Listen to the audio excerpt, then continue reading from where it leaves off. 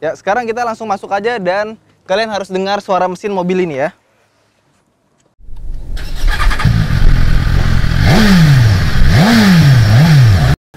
Toyota Corolla Altis dibanderol dengan harga 460 juta rupiah on the road. Ya memang wow sih, tapi dia lebih murah 20 juta dibandingkan dengan Honda Civic Turbo. Lantas, apakah mobil ini layak untuk jadi perhitungan? Simak review berikut ini.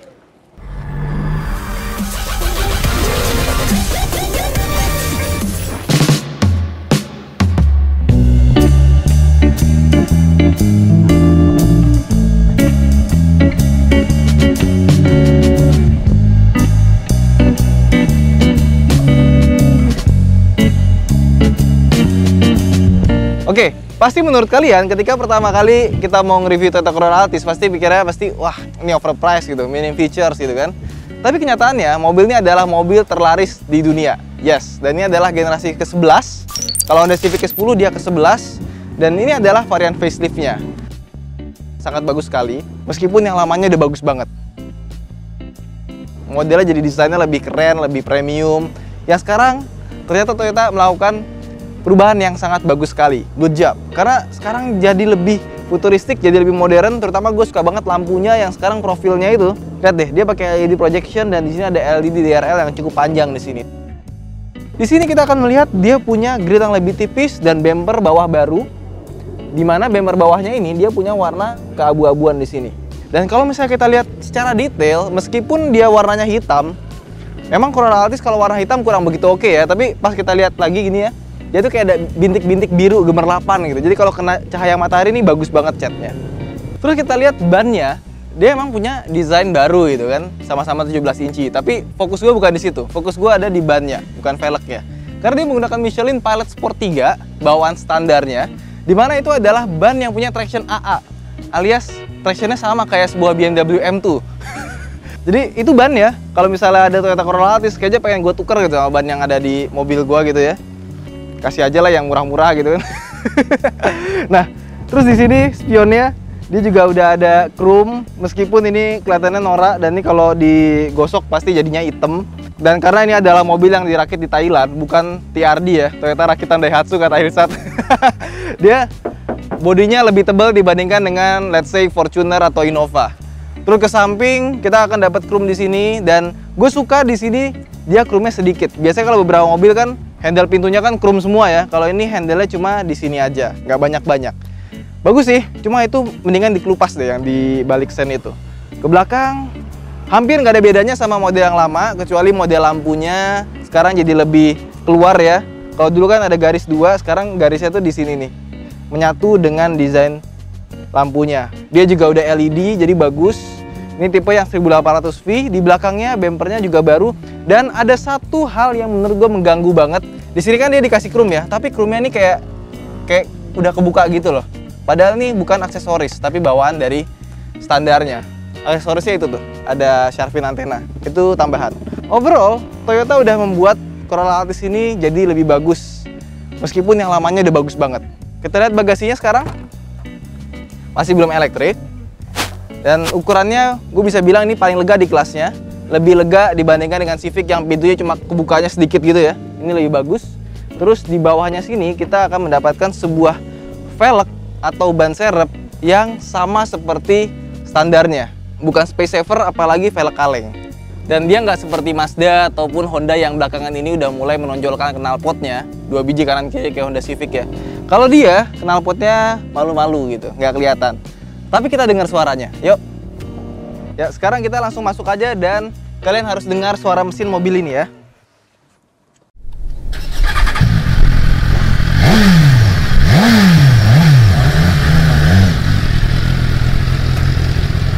Yuk, thank you. Enggak, tadi bercanda kok. Itu tadi suara mesinnya BMW S1000 RR. Oke, sekarang jadi kita ada di dalam Toyota Corolla Altis yang terbaru. Dan kita bisa lihat sekarang interiornya berubah sedikit. Kalau yang dulu kan AC-nya bentuknya agak kotak ya, sekarang jadi bulat. Dan fascia tengahnya ini dia berubah sedikit. AC-nya jadi lebih kecil. Terus sekarang dia punya jahit-jahitan asli di sini dan bahan soft touch yang menyerupai kulit. Ini empuk banget. Di sini empuk aja. Ini empuk banget, ini empuk aja, ini empuk, ininya keras. Tapi overall ini udah bagus banget. Dan di sini kalau kemarin ada karbon salak fiber, kalau sekarang dia pakai piano black, cuma ini gampang banget debu nempel. Dan ditambah sekarang dia punya audio yang berubah bentuknya, dan ini katanya sih lebih fluid ya, nggak nge-lag kayak yang lama. Yang lama kan agak-agak nge-lag ya. Sekarang juga masih nge-lag deh. Sekarang juga masih lambat sih. Dan nggak lupa juga ada Toyota Move. Ini adalah fitur yang sebetulnya di downgrade nggak masalah. Even buka Toyota Move-nya aja lama. Oke, dah. Home. Dan dia juga bisa mirroring, tapi tidak perlu dicoba. Dia juga bisa dipakai buat internetan, seperti ini. Tapi berhubung kita nggak connect ke internet, jadi nggak bisa dicoba. AC-nya dia sudah digital, tapi belum dual zone, jadi masih single zone. Dan dia punya tombol-tombol yang lebih enak dibandingkan dengan model sebelumnya, karena sekarang tombolnya kayak gini nih modelnya. Ditekan-tekan naik ke atas dan turun. Kemudian tombol pencetnya itu ada di bagian-bagian sini. Jadi AC-nya sekarang lebih enak buat dikendalikan gitu. Di sini juga nggak ada perbedaan yang signifikan. Dia ada tombol mode sport. Jadi kalau misalnya lebih pengen kenceng, dia ada di sini. Terus di sini dia ada tempat penyimpanan, meskipun dia nggak bisa dimajuin, tapi udah bisa dipakai buat jadi armrest meskipun cuma separuh. Di sini ada satu tempat. Kemudian kalau kita pencet yang sebelah kanan akan jadi lebih dalam. Dan kalau misalnya kalian pikir di bawah sini ada colokan untuk USB atau AUX, ternyata nggak ada. Dia adanya di sini. Dia ada USB, AUX, dan colokan HDMI yang full size, bukan yang mini HDMI. Jadi ini bisa nyolok misalnya bawa PS gitu ya. Kalau PS-nya ada colokan buat mobilnya, bisa dicolokin ke sini, main PS di sini. Keren. Kita lihat setirnya, dia masih sama persis modelnya, masih ada pedal shift-nya, masih ada audionya. Cuma sekarang dia punya cruise control, tapi bukan di sini. Kalau misalnya kalian pikir ini cruise control, nih bukan. Ini untuk mengatur MID. Sekarang MID-nya jadi kelihatan mirip sama punya Fortuner, warna-warni gitu. Terus di bagian bawahnya sini ada kayak kutil gini, ini baru namanya cruise control. Di Toyota emang seperti itu. Di sebelah kiri ada tombol untuk mematikan vehicle stability control. Akhirnya sekarang dia ada. Dan sebelah kanannya ada parking sensor. Terus di sini ada untuk electric mirror. Di sebelah kanan lagi kita akan lihat dia punya door trim yang di bagian atasnya sini dia soft touch. Di sini keras. Dan ini kalau dipakai lama, dia silvernya ini bisa jadi menghitam. Terus di sini ada kulit dan kursinya sekarang dia punya model baru yang lebih enak dibanding sama yang model lama. Terus di sun visornya kita akan menemukan kaca, ditambah kita ada ininya nih, lampu. Di sini ada lampu-lampu dan ini udah elektrokromatik akhirnya. Terus di sini ada sensor, ini gunanya untuk auto light sensor dan auto wiper sensor. Jadi kalau misalnya hujan dia bisa nyala sendiri, kalau misalnya gelap bisa nyala sendiri juga lampunya. Oke, sekarang ayo kita jalan. Oke, sekarang kita langsung aja nyetir pakai Toyota Corolla Altis. Tapi sebelumnya, gue pengen ngasih lihat di sini dia punya tilt dan telescopic steering. Terus di sini udah elektrik juga, maju mundur, atas bawah, angle-nya juga bisa, dan ada lambar supportnya di sini biar bisa maju mundur. Pokoknya kalau kursi nggak ada masalah lah. Cuma sayangnya elektriknya cuma di sebelah kanan, harusnya di sebelah kiri ada juga. Sip, yuk kita jalan.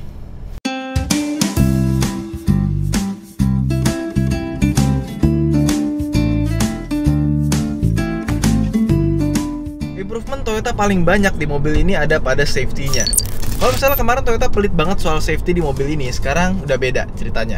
Di tipe facelift-nya dia sudah punya stability control, tapi belum hill start assist. Ditambah, sekarang dia punya 7 buah airbag. Itu airbag yang sangat banyak sekali. Bahkan lebih banyak dibandingkan dengan Honda Civic Turbo yang cuma punya 6 airbag. Kalau yang tipe Prestige cuma 2. Kalau ini 7. Di semua tipe, nggak cuma ini doang. Terus dia juga punya emergency stop signal. Jadi kalau misalnya kita ngerem mendadak, rem belakangnya tuh bakal flashing gitu ya, buat nandain kalau misalnya kita ngerem mendadak. Ketika gue nyetir mobil ini, yang gue rasakan dibandingkan dengan model sebelumnya, menurut gue ini lebih empuk ya, lebih soft. Rasa lebih soft dibanding dengan model yang lama. Kita bakal tidur kayak gini ya. Itu bisa tereduksi dengan baik. Jadi suspensinya ini benar-benar di setup buat kenyamanan. Terus kalau misalnya kita ngomongin gimana feel rasa bawa mobil ini, menurut gue mobil ini sekarang rasanya sedikit berbeda gitu. Dari setirnya ya, sekarang dia setirnya lebih berat, terus dipakai buat kecepatan tinggi dia lebih stabil. Tapi kalau misalnya kita ngomongin body roll dan handling, itu rasanya kurang lebih mirip-mirip kayak model yang lama, cuma sekarang setirnya lebih berat aja. Dan gripnya ini sangat berlimpah, jadi kita misalnya belok kayak gini, Itu bodiroll emang kerasa, tapi grip bannya itu masih nempel. Ya tractionnya AA gitu kan. Makanya kalau misalnya kalian pengen meningkatkan handling mobil kalian, itu mulailah dengan mengganti ban dengan traction yang lebih tinggi. Terus kalau bisa ditanya gimana bandingin suspensinya, ya karena ini adalah sebuah Corolla, tentu saja dia akan mengutamakan kenyamanan. Kalau kita lewat posisi tidur, lewat jalan berlubang, itu bisa teredam dengan baik, meskipun handlingnya jadinya bodirollnya agak limbung. Dan gimana soal performanya? Dibandingkan dengan model yang lama, dia masih sama ya, tenaganya 151 PS di 6400 rpm dan transmisinya CVT. Jadi kalau misalnya kita gas,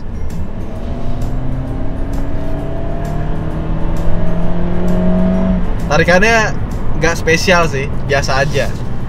Kalau misalnya dia nggak berubah, harusnya dia masih sama figur akselerasinya 0 ke 100 itu dalam 11,5 detik.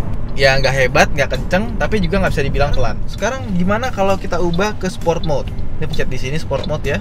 Udah sport mode, maka pas kita lagi idle gini, kita injek gas sedikit saja, dia jauh lebih sigap, lebih cekatan, dan dia akan bermain di RPM tinggi. Yang gue suka, meskipun dia pakai CVT gitu ya, dia tuh kalau misalnya kita tarik gini, ini kayak ada pura-pura ganti gigi gitu, 6.000, 5.000. Bukan CVT yang model ditarik dia melar, terus di atasnya kayak jadi CVT-nya tuh kayak seolah-olah dia ada giginya gitu. Sequential CVT ya namanya ya. Nah kalau misalnya kita aktifin si pedal shifternya, ini gigi duanya panjang banget bro. Gigi duanya cepet. Jadi pedal shiftnya ini menurut gua rasionya terlalu tinggi ya. Even kita pindah ke manual, gigi 1 misalnya,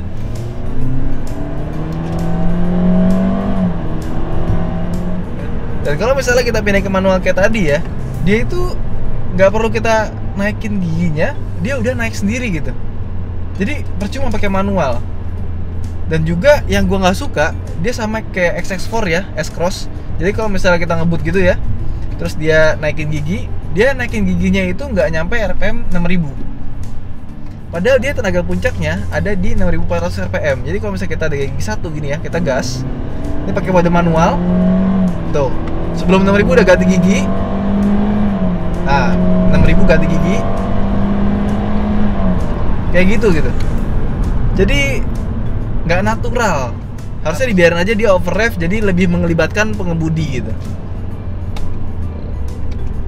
Tapi overall ini CVT-nya lumayan lah. Masih ada rasa-rasa ganti giginya dibandingkan dengan CVT yang modelnya wing gitu terus aja. Yang melar CVT-nya RPM-nya tetap di atas. Oke, gimana soal kekedapan kabinnya? Mobil ini jujur aja nggak spektakuler banget, tapi udah lumayan bagus gitu.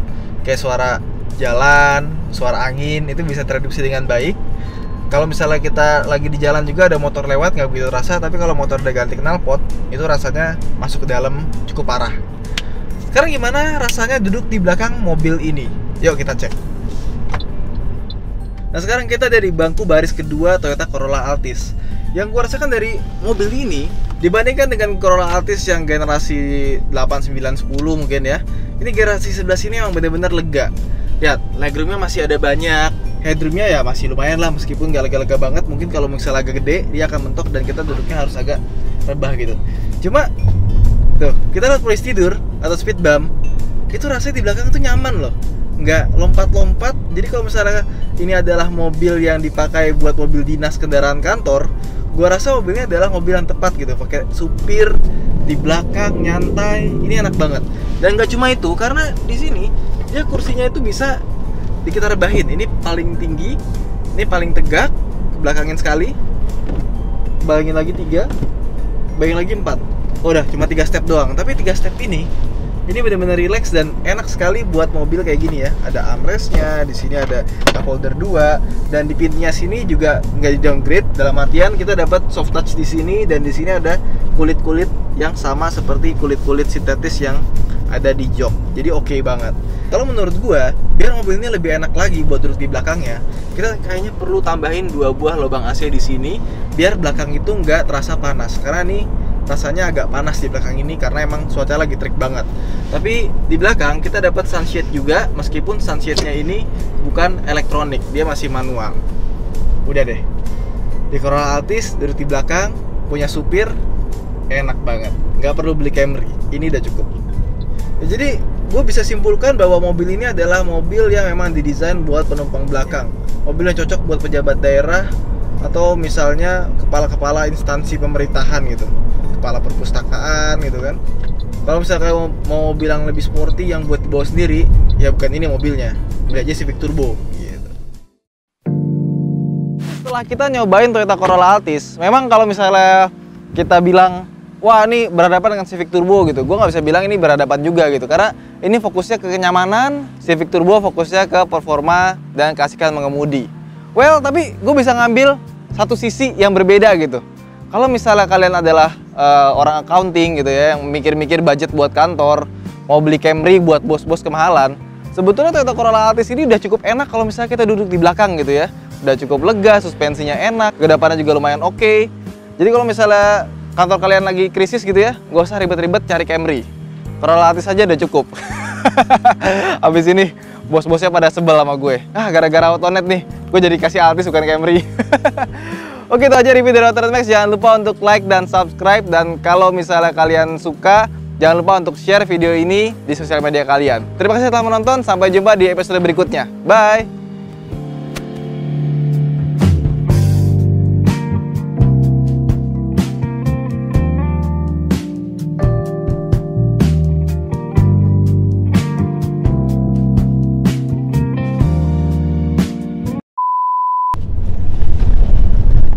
Buset, itu perek keras banget ya, Jess ya? Gubrak-gubrak sini cuma gitu doang. Oke. Nih, mana ya? Anjir, pajaknya 12 juta. Ini mobil keberapa, bro? Mobil keberapa? Ketiga. Oh, ketiga. 12 juta ya? Tahunan nih.